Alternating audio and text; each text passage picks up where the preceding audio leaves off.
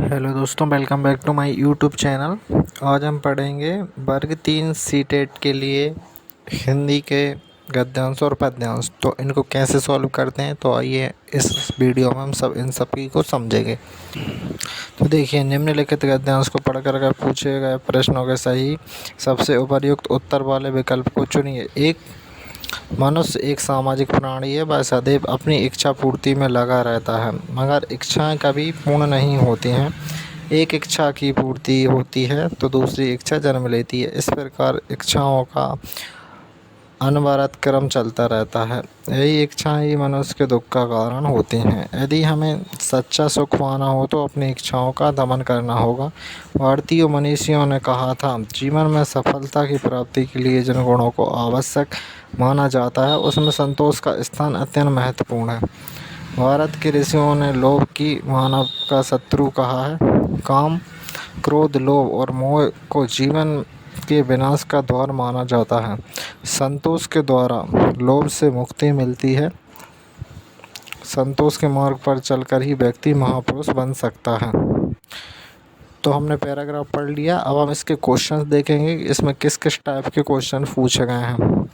ये मनुष्य किस कार्य में लगा रहता है? क्षतिपूर्ति, उद्देश्य पूर्ति में लगा रहता है, इच्छा पूर्ति, खाना पूर्ति। तो इसका जो सही आंसर हो जाएगा बी ऑप्शन। मनुष्य सदैव अपनी इच्छा पूर्ति के कार्य में लगा रहता है।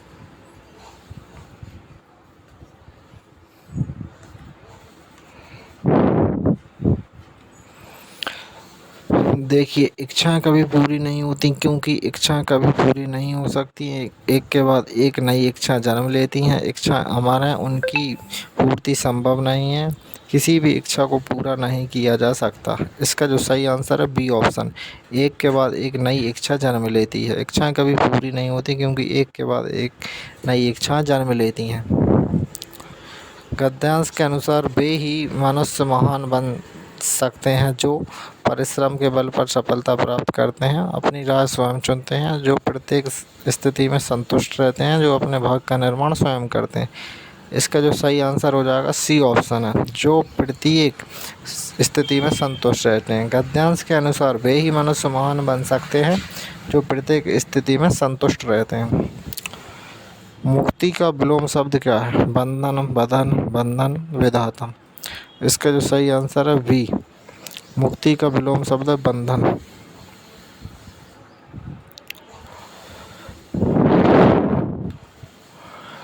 इच्छा में एक प्रत्यय लगाने पर बनेगा ऐच्छिक, ऐच्छिक, इच्छिक, ऐच्छिक। कमेंट करिए इसका आंसर क्या है। इसका जो सही आंसर होगा बी, ऐच्छिक। इच्छा में एक प्रत्यय लगाने पर ऐच्छिक शब्द बनेगा। प्रत्यय वे शब्द जो दूसरे शब्दों के अंत में जुड़कर अपनी प्रकृति के अनुसार शब्द के अर्थ में परिवर्तन कर देते हैं, प्रत्यय कहलाते हैं। जैसे समाज में एक जोड़ेंगे सामाजिक, भूलना प्लस अक्कड़ में बराबर हो जाएगा भुलक्कड़।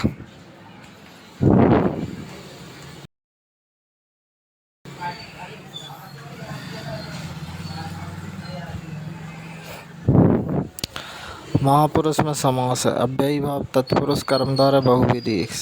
इसका जो सही आंसर सी, कर्मधारय समास है। कर्मधारय समास जिस तत्पुरुष समास के समस्त पद समानाधिकरण हो, अर्थात विषय विशेषण भाव प्राप्त हो, कर्ता कारक हो, लिंग वचन में समान हो, वहाँ कर्मधारय तत्पुरुष समास होता है। बहुवीर्य समास में आय पदों को छोड़कर अन्य किसी पदार्थ की प्रधानता होती है तो उसे बहुवीर्य समास कहते हैं। अव्ययी भाव जिसमें पूर्व पद की प्रधानता और सामाजिक पद समास पद अव्यय हो, अव्ययी भाव कहलाता है। समूह से भिन्न शब्द क्या है? क्रोध, लोभ, सच्चा, सच। तो इसका जो सही आंसर हो जाएगा सी, क्रोध, लोभ और सच समूह से भिन्न शब्द नहीं है, इसलिए इसका जो समूह से भिन्न शब्द हो जाएगा सच्चा।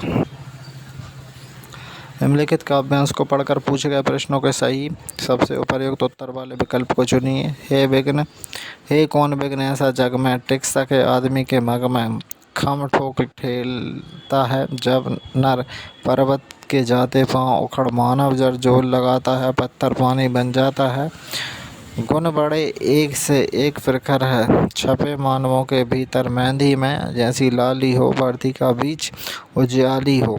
बत्ती जो नहीं जलाता रोशनी नहीं वह पाता।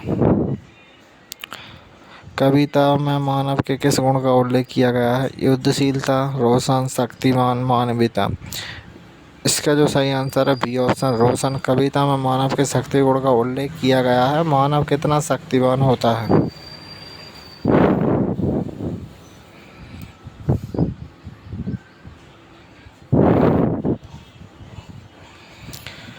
पत्थर पानी बन जाता है से तात्पर्य है असंभव को संभव करना, पत्थर से पानी निकालना, पत्थर को पिघलाना, असंभव का त्याग कहना। इसका जो सही आंसर हो जाएगा पत्थर पानी बन जाता है से तात्पर्य असंभव को संभव करना।